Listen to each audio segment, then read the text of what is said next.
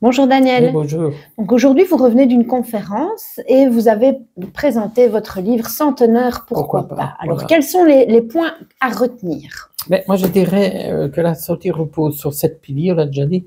C'est d'abord le mode de vie. C'est le mode de vie qui protège. C'est pas un truc miraculeux. Donc, le mode de vie, c'est quoi? Un beau sommeil, une bonne nourriture, une activité physique bien éliminée, être positif, une oxygénation, se relaxer. C'est tout ça qui fait. Mais en premier lieu, la nourriture et l'activité physique. Et alors, pour bien vieillir, il faut pas être trop malade. Donc, il faut prévenir. Donc, il y a le magnésium, la vitamine D qui sont des grands protecteurs, le curcuma.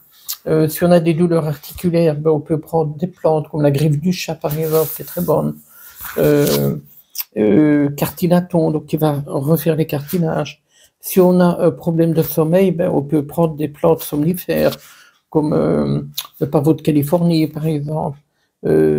Si on a un risque de cancer, je ferai le curcuma, le thé vert, par exemple, entre autres, hein, et tous les antioxydants des légumes. Si on a de l'hypertension, on peut la réguler naturellement. Moi, j'ai un copain, il a 4 médicaments, donc il y a plusieurs molécules dans les 4 médicaments, il est toujours à 17. Donc, si tu veux, il est dans l'escalade thérapeutique.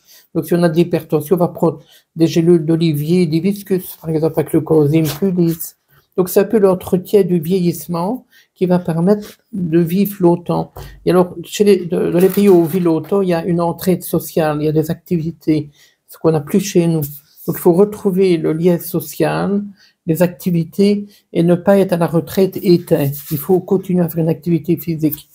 Donc, c'est tout ce que j'explique dans mon livre Centenaire, pourquoi pas. Mais ici, il y a plus de 300 pages, il y en a 315, donc 315 de conseils. Et je parle aussi de la longévité qui est en train de diminuer grandement aux États-Unis. C'est 76 ans. Donc, c'est le pays qui investit le plus dans les médicaments, dans les vaccins, etc. Et c'est le pays où la longévité est la moins bonne du monde. Donc, ça pose question. Donc, c'est pas les médicaments qui vont nous sauver. C'est de nouveau la façon dont on va manger, dont on va vivre, etc. Et rien ne peut remplacer ça. Donc, voilà. Merci Bonne Daniel. journée.